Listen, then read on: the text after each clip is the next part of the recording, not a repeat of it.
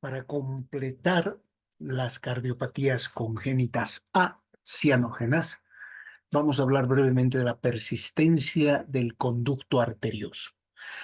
Algunos autores le llaman persistencia del canal arterial, no es un canal, es un conducto, o ductus arterioso persistente. ¿Qué es lo que sucede? Normalmente tiene que haber una comunicación entre aorta y pulmonar.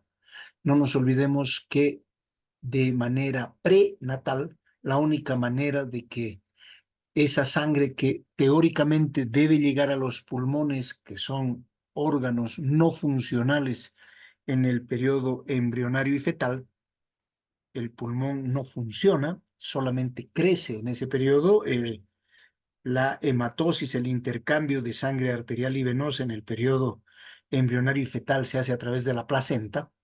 El pulmón no sirve, es un muñón, es un remanente que solo está creciendo y que funcionará el momento en que el niño nazca o la niña nazca. Entonces, el pulmón solamente debe recibir una carga suficiente para su crecimiento y desarrollo. No es necesario que reciba un flujo muy grande. Para que no vaya tanto flujo a pulmones, a través de la CIA se pasa de derecha a izquierda en periodo neonatal, en periodo prenatal, perdón, se pasa de derecha a izquierda en periodo prenatal también, y todo lo que falta se pasa a través del ductus, para que una muy poca cantidad de sangre, la suficiente para crecimiento y desarrollo, vaya a pulmones. Ahora, cuando ese conducto permanece abierto en la vida postnatal, esa comunicación entre aorta y pulmonar, a eso se conoce como ductus arterioso persistente.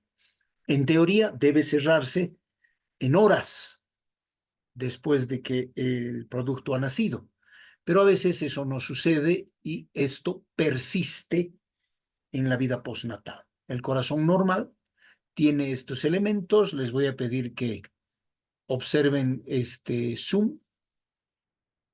Esto que luego será el ligamento arterioso, en realidad es lo que termina siendo originalmente el ductus arterioso persistente. El defecto es este. Entonces, la sangre sale de aorta y se mete en sístole hasta la arteria pulmonar, donde hay sangre venosa. Y lo interesante es que también esto sucede en diástole. En sístole la sangre sale y entra aquí. Y en diástole la sangre se supone que vuelve un poquito para cerrar las sigmoideas aórticas. La sangre vuelve para cerrar las sigmoideas. Y la sangre que llegó hasta el callado vuelve y se mete dentro del ductus otra vez. Entonces el fenómeno auscultatorio, como vamos a ver un poco más adelante, va a tener necesariamente que ser sistólico y diastólico. ¿Qué es lo que pasa? Hay un cortocircuito de izquierda a derecha entre aorta y arteria pulmonar, hay un hiperflujo a nivel pulmonar. El hiperflujo es directamente arteria pulmonar, lo que va a llevar indirectamente a crecimiento del ventrículo derecho, sobrecarga en sístole del ventrículo derecho y sobrecarga en diástole, aumento del volumen que está volviendo a circular en un circuito más chiquito hacia aurícula izquierda y ventrículo izquierdo. La sangre va de aorta pulmonar, ocasiona ese cortocircuito de izquierda a derecha que estaba siendo mencionado hace un instante, con el hiperflujo pulmonar, y esa sangre oxigenada pues tiene que retornar desde los pulmones hacia aurícula izquierda y hacia el ventrículo izquierdo. Entonces habrá a la larga sobrecarga de volumen auricular izquierdo y ventricular izquierdo con dilatación de estas cavidades. Este hiperflujo pulmonar producido por el cortocircuito va a llevarnos a hipertensión pulmonar, y dependiendo del tamaño, la clínica en conductos pequeñitos, pues no habrá nada, será sintomático. Y si es que la persistencia del conducto arterioso es un poco más grande, habrá retraso pondoestatural.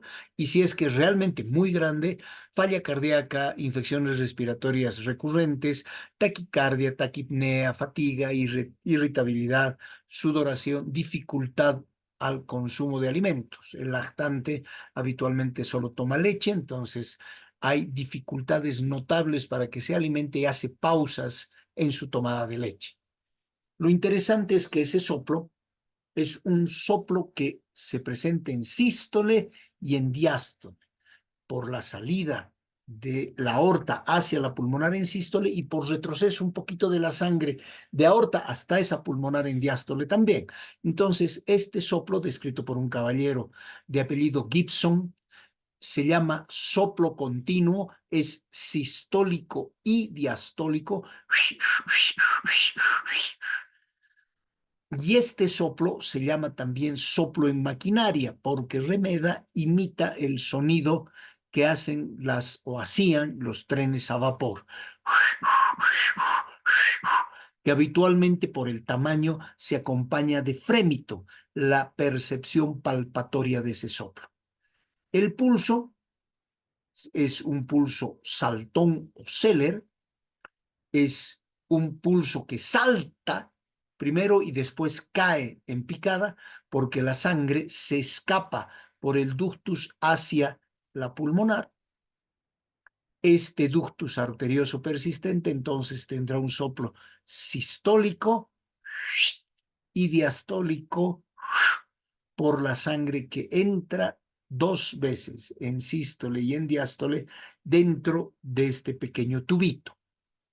El electrocardiograma mostrará que no pasa nada si es que el ductus es pequeñito, y en los grandes va a haber un gran crecimiento de volumen de cavidades izquierdas.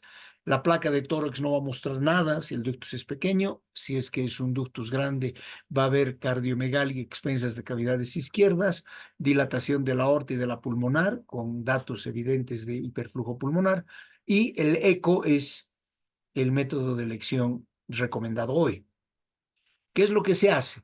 Si está pequeñita la guagua, se puede dar indometacina o ibuprofeno para ocasionar, producir su cierre al inhibir el ciclo de las prostaglandinas, y lo que se hace tardíamente es cerrar quirúrgicamente, ya sea con un clip de titanio, ya sea con un recurso muy parecido al Amplatzer, que introduce pues un dispositivo que puede entrar por femoral, arteria femoral, subir por aorta torácica y meterse dentro del ductus, desprender, desplegando el dispositivo dentro del ductus y salirse por donde uno entró, por vía sistémica. ¿Qué es lo que pasa si es que está presente en el neonato y en el lactante? Va a haber un retardo, un deterioro notable en el crecimiento, va a ser guagua que tenga dificultades para alimentarse, va a ser taquipneico, diaforético importante en la toma de los alimentos, y puede llegar a tener cianosis, puede llegar a tener falla cardíaca y puede tener complicaciones con otro compromiso vascular. Los datos importantes: puede haber una cianosis limitada en la parte inferior del cuerpo o en la parte superior del cuerpo, y ya basta con eso. El capítulo siguiente, cardiopatías cianógenas, de las cuales voy a hablar rápidamente de dos. De la tetralogía de Fallot, que es la cardiopatía congénita cianógena por excelencia, y la enfermedad de Epstein, que figura en dos categorías. Figura como cianótica y como acianótica. Nos vemos dentro de poco.